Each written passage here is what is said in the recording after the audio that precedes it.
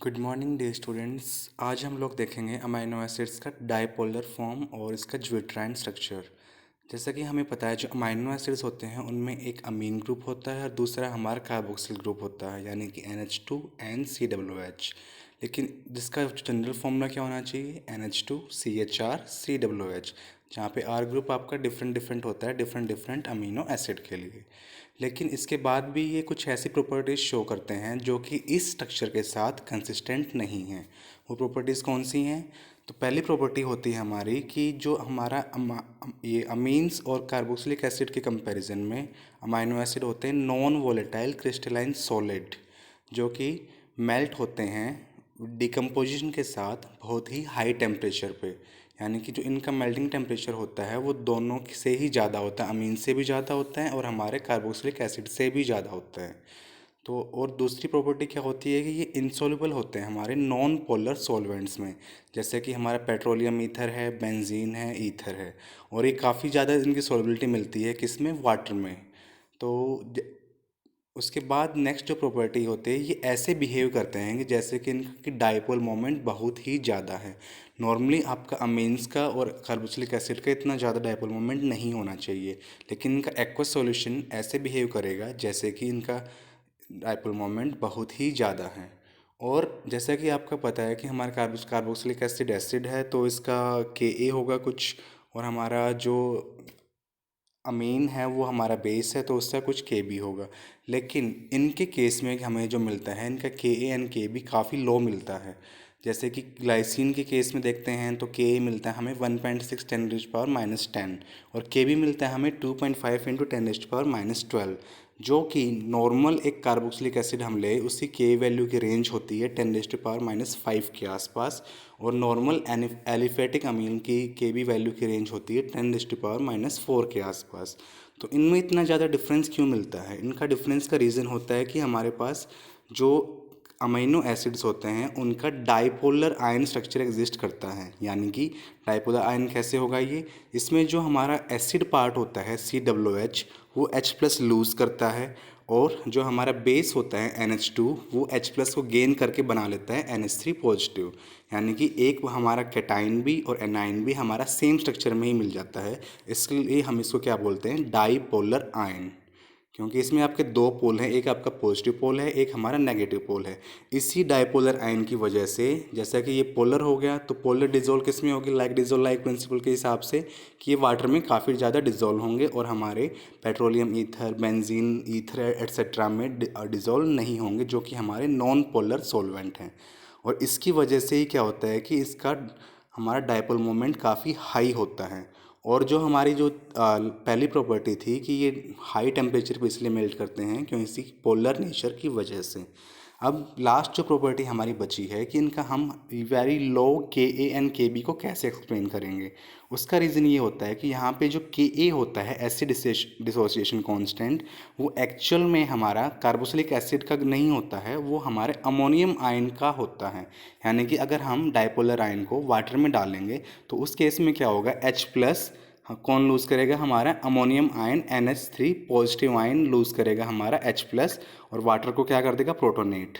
और हमारा अब साइड में जो Ka होगा उसको हम कैसे डिफाइन करेंगे, हमारा H3O पॉजिटिव आयन की concentration of NH2CHR COO negative and हमारा डाइपोलर आयन से डिवाइड कर देंगे। तो इसी सिमिलरली इसी तरह से हमारा Kb क्या होता है, वो बेसिसिटी होती है हमारी कार्बोक्सिलेट आयन की, यानी कि RCO नेगेटिव ग्रुप के प्रोटॉन एक्सेप्ट करने की टेंडेंसी होती है। तो इसमें क्या होगा, वाटर में अगर इसको हम डालेंगे तो उसमें क्या होगा, ये वाटर से H+ गेन करेगा और COO नेगेटिव क्या बना लेगा, हमारा COOH। इसकी वजह से इनका Ka एंड Kb काफ़ी लो होता है।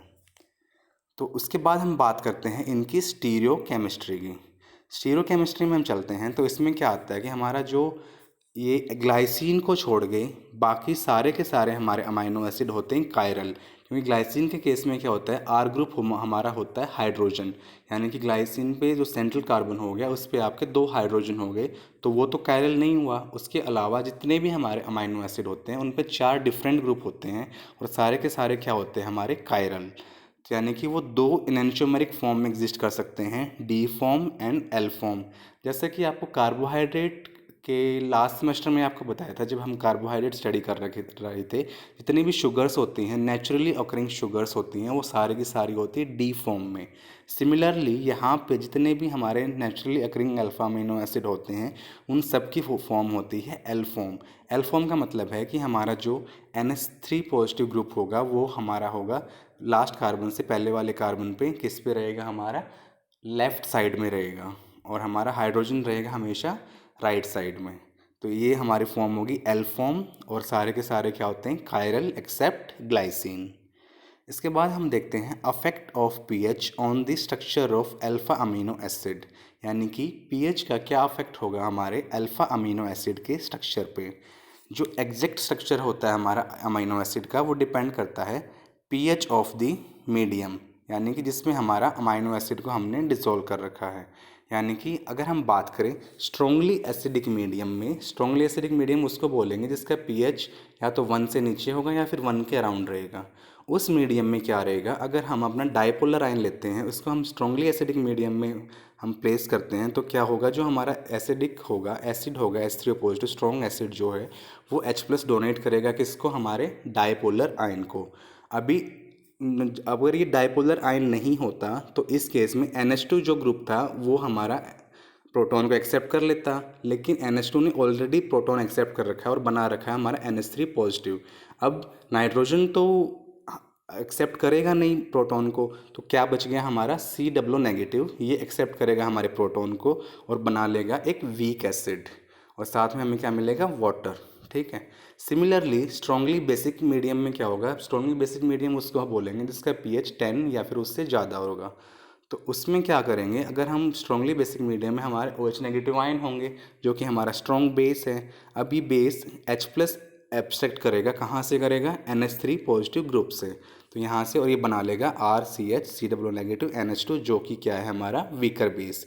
यानी कि स्ट्रॉन्ग एसिड स्ट्रॉन्ग बेस मिला के क्या बनाएंगे, हमारा weak acid and weak base. इसके साथ ही एक अगर हम पीएच हम लगते हैं इंटरमीडिएट, यानी कि ना तो बहुत ज़्यादा स्ट्रॉन्ग एसिड है ना ही बहुत ज़्यादा स्ट्रॉन्ग बेस है, तो उस बेस पे उस जगह पे क्या होगा कि हमारा जो डाइपोलर आयन होगा वो एग्जिस्ट करेगा हमारा कैटायनिक फॉर्म में भी और एनायनिक फॉर्म में भी, वो डिपेंड करेगा पीएच पे। अगर हम मतलब इंटरमीडिएट पीएच रखते हैं तो डोमिनेट करेगा हमारा डाइपोलर आयन। अगर हम थोड़ा सा बेस बढ़ा देते हैं, यानी कि उसमें बेस ऐड कर देते हैं, तो उस केस में ये क्या बना लेगा, हमारा कैटायनिक फॉर्म आ जाएगी, जो कि कैटायनिक फॉर्म आने के बाद ये हमारे अमीन्स की रिएक्शन को अंडरगो कर सकता है। फॉर एग्जांपल अगर हमारे डाइपोलर आयन से हमें अमीन्स की रिएक्शन करवानी है तो हम क्या करेंगे, उसमें हम थोड़ा सा OH डाल देंगे, यानी कि थोड़ा सा बेस डाल देंगे। बेस डालने के बाद क्या हो जाएगा, हमारा ये कंपाउंड नंबर 3 बन जाएगा, जिसमें क्या है, हमारा अमीन फॉर्म है। अब ये अमीन की रिएक्शन अंडरगो कर सकता है। अगर हमें डाइपोलर आयन से हमें चाहिए एसिड, तो हम क्या करेंगे, उसमें हम थोड़ा सा एसिड डाल देंगे, यानी कि उसको एसिडिक मीडियम बना देंगे, H+ आयन उसमें डाल देंगे, तो उससे क्या बन जाएगा, हमारा सेकंड फॉर्म आ जाएगी। अब ये सेकंड फॉर्म में हमारा COOH ग्रुप है और ये हमारा एसिड की रिएक्शन को अंडरगो कर सकता है ईजिली। ठीक है। तो अब हम एक काफ़ी इंपॉर्टेंट टॉपिक के बारे में बात करेंगे, iso electric point of alpha amino acid, और उसी का पार्ट है हमारा इलेक्ट्रोफोरेसिस, जिससे हमारा एग्ज़ाम में क्वेश्चन आते जाते रहते हैं। तो जैसा कि हमने बताया है कि हमारा डाइपोलर आयन इंटरमीडिएट पीएच पे होता है, थोड़ा सा एसिडिक कर देंगे तो हमें कैटायनिक फॉर्म मिल जाएगी, इसको हम बेस डाल देंगे तो हमें एनायनिक फॉर्म मिल जाएगी।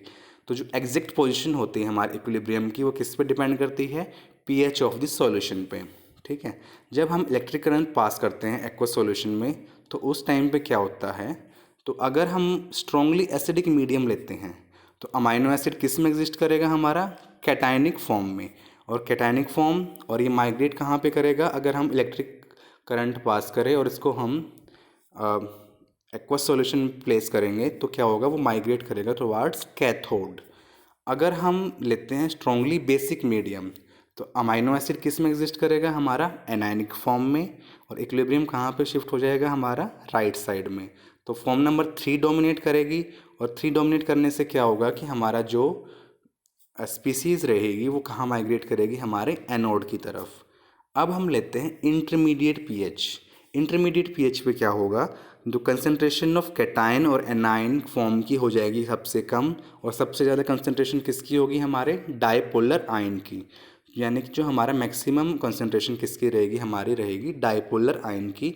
और उस पीएच पे कोई भी नेट माइग्रेशन नहीं होगा, यानी कि ना तो हमारी स्पीसीज़ कैथोड की तरफ जाएगी, ना ही हमारी स्पीसीज़ एनोड की तरफ जाएगी। उस पीएच को हम क्या बोलते हैं, आइसो इलेक्ट्रिक पॉइंट। यानी कि ये वो पीएच होता है जिस पे कोई नेट माइग्रेशन नहीं होता अमाइनो एसिड का under the influence of applied electric field. उस पीएच को हम क्या बोलेंगे, आइसो इलेक्ट्रिक पॉइंट।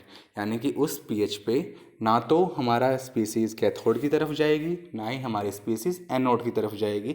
वो जहाँ पर है वो वहीं पर एग्जैक्ट रहेगी। ठीक है, तो सम अप करने के लिए हम क्या बोल सकते हैं, अगर हमारा पीएच आइसो इलेक्ट्रिक पॉइंट से कम है तो हमारा ये एग्जिस्ट करेगा, कैटायनिक फॉर्म डोमिनेट करेगा, और नेट माइग्रेशन कहाँ पे होगा, कैथोड की तरफ। अगर हमारा पीएच ज़्यादा है हमारे आइसोइलेक्ट्रिक पॉइंट से तो एनायनिक फॉर्म डोमिनेट करेगी, और नेट माइग्रेशन होगा हमारा एनोड की तरफ।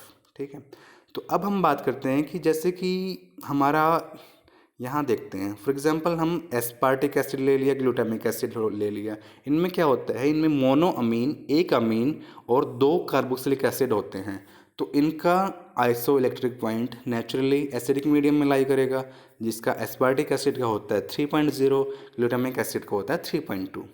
अगर हम लेते हैं di amino mono carboxylic acid, यानी कि जिसमें 2 अमीन ग्रुप हैं और एक कार्बोक्सिलिक एसिड ग्रुप है, तो उस केस में क्या होगा, हमारा आइसो इलेक्ट्रिक पॉइंट कहाँ पर होना चाहिए, बेसिक मीडियम में। तो लाइसिन का कहाँ पे होता है 9.7, आर्जिनिन का क्या होता है 10.8। अब जो बच गए, जो हमारे अमाइनो एसिड ना तो एसिडिक होते हैं ना ही बेसिक होते हैं, जो न्यूट्रल होते हैं, उनका आइसोइलेक्ट्रिक पॉइंट कहाँ पर होना चाहिए, उनका आइसोइलेक्ट्रिक पॉइंट होना चाहिए हमारा 7 के पास में। लेकिन एक्चुअल में हम सबसे सिंपलेस्ट एग्जांपल लेते हैं ग्लाइसिन का, इसका आइसोइलेक्ट्रिक पॉइंट है 6.0, यानी कि 7 नहीं है। न्यूट्रल पीएच क्या होता है हमारा 7। तो ग्लाइसिन का आइसोइलेक्ट्रिक पॉइंट 6.0 क्यों है, क्योंकि एक्वस सॉल्यूशन में जो हमारा कार्बोक्सिलिक एसिड ग्रुप होता है वो उतना स्ट्रॉन्ग एसिड होता है जितना कि हमारा अमीन उतना स्ट्रॉन्ग बेस नहीं होता। इसका मतलब ये है कि एसिड ज़्यादा डिसोसिएट हो जाता है, जिसकी वजह से क्या हो जाता है कि एनायनिक फॉर्म डोमिनेट करने लगती है। अब एनायनिक फॉर्म को कम करने के लिए हमें उस सॉल्यूशन में थोड़ा सा एसिड डालना पड़ता है, जिससे सो दैट कि हम आइसोइलेक्ट्रिक पॉइंट पे पहुंच जाएं। अब वहाँ पहुंचने के लिए हम थोड़ा सा एसिड डाल दिया, यानी कि आइसोइलेक्ट्रिक पॉइंट कहाँ शिफ्ट कर जाएगा, थोड़ा सा एसिडिक मीडियम की तरफ। इसलिए ग्लाइसिन का आइसोइलेक्ट्रिक पॉइंट क्या होता है 6.0। ठीक है, तो उसके अलावा एलानिन का होता है 6.1, वैलिन का 6.0, ल्यूसिन का भी क्या होता है हमारा 6.0। ठीक है, इसके बाद हम बात करते हैं कि इम्पोर्टेंट टॉपिक की, इलेक्ट्रोफोरेसिस। इलेक्ट्रोफोरेसिस क्या होता है, ये वो टेक्निक है सेपरेशन की एंड प्योरिफिकेशन की कंपाउंड के, किसके बेसिस पे, differential moment of charge particle in an electric field. यानी कि जब हम इलेक्ट्रिक फील्ड अप्लाई करते हैं तो जो चार्ज पार्टिकल होते हैं उनकी मूवमेंट में डिफरेंस होता है। वो डिपेंड करता है किस पे, उनके स्ट्रक्चर पे, उन पे कितना चार्ज है उस पे। इसको हम देखने के लिए हम क्या करते हैं कि हम एक स्ट्रिप ऑफ पेपर लेते हैं, जैसे कि हमने क्रोमेटोग्राफी में किया था। एक स्ट्रिप लिया, उस पर स्पॉट लगाए। उस पर स्पॉट हम कौन से लगाएंगे, फॉर एग्जांपल हमने एक लगा दिया एसिडिक का, एक लगा दिया एक बेसिक अमाइनो एसिड का, और एक लगा दिया हमने न्यूट्रल अमाइनो एसिड का। स्ट्रिप ऑफ पेपर किसकी हो सकती है, आपकी सेलुलोज एसीटेट की हो सकती है। और उस स्ट्रिप पे हमने बफर क्या लिया है, एक्वस बफर पर्टिकुलर पीएच का। वो पीएच आपके अमाइनो एसिड के पे डिपेंड करेगा कि आपको किसने पीएच का बफर लेना है। ठीक है, अब जो एंड होता है हमारा फिल्टर पेपर का, उसको हमने डिप कर दिया बफर सॉल्यूशन में जिसमें इलेक्ट्रोड्स हैं हमारी। उसके बाद हमने लगा दिया उसमें इलेक्ट्रिक फील्ड। अब क्या होगा, अब ये होगा कि जो हमारा मिक्सचर ले रखा हमने स्टार्टिंग में, तो जब इलेक्ट्रिक फील्ड नहीं लगाया था उस टाइम पे हमने मिक्सचर ले रखा, फॉर एग्जांपल लाइसिन का जिस पे रहेगा पॉजिटिव चार्ज, एस्पार्टिक एसिड का जिस पे रहेगा नेगेटिव चार्ज, एंड ग्लाइसिन का जिस पे जो रहेगा न्यूट्रल। तो हमने अगर लगा दिया अब इलेक्ट्रिक फील्ड, तो इस केस में क्या होगा, अमाइनो एसिड जिसका आइसो इलेक्ट्रिक पॉइंट कम है पीएच के बफर से, वो मूव करेगा हमारा एनोड की तरफ, क्योंकि वो किस में एग्जिस्ट करेगा, हमारा एनायनिक फॉर्म में। और जो हमारा अमाइनो एसिड है जिसका पीएच, जिसका आइसोइलेक्ट्रिक पॉइंट ज़्यादा है हमारे पीएच बफर के पीएच से, वो मूव करेगा किसकी तरफ, कैथोड की तरफ, क्योंकि वो किस में एग्जिस्ट करेगा, मेनली हमारा कैटायनिक फॉर्म में। अब जो बच गया जिसका पीएच बराबर है किसके, हमारे बफर सॉल्यूशन के, और आइसोइलेक्ट्रिक पॉइंट भी उसका वही है, तो वो कहीं पर माइग्रेट नहीं करेगा और कहाँ पे रहेगा, वो एज इट इज़ जहाँ पे हमने इनिशियल स्पॉट लगाया था वो वहीं पर रहेगा।